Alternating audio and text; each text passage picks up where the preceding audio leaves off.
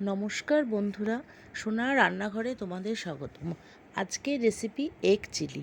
4টে ডিম সেদ্ধ করে খোসা ছাড়িয়ে নিয়ে অর্ধেক করে কেটে নিলাম।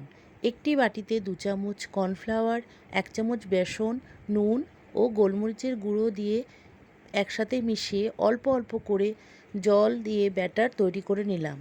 এবার ডিমগুলোকে ব্যাটারে কোট করে গরম তেলে ভেজে তুলে নিলাম। একটি বাটিতে 2 চামচ টমেটো সস, 1 চামচ চিলি সস, 1 চামচ সয়া সস নিয়ে ভালো করে মিশিয়ে নিলাম। কড়াইয়ে আরও একটু তেল দিয়ে রসুন কুচি, কাঁচা লঙ্কা কুচি, কিউব করে কেটে রাখা পেঁয়াজ, ক্যাপসিকাম, টমেটো দিয়ে হাই ফ্লেমে ভাজলাম। এরপরে নুন দিয়ে সসের মিশ্রণ দিয়ে দিলাম। একটি বাটিতে 1 চামচ কর্নফ্লাওয়ার জলে গুলে রাখলাম।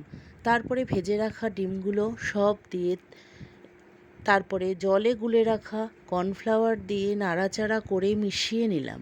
ডিমের সাথে গ্রেভি ভালো করে মিশিয়ে নিয়ে নামিয়ে নিলাম। তৈরি হয়ে গেল এগ চিলি। আমার এই রেসিপিটি যদি তোমাদের ভালো লাগে তাহলে প্লিজ একটি লাইক ও সাবস্ক্রাইব করে দিও। তোমাদের একটি লাইক ও সাবস্ক্রাইব আমাকে এগিয়ে যেতে অনেক সাহায্য করবে। ধন্যবাদ বন্ধুরা।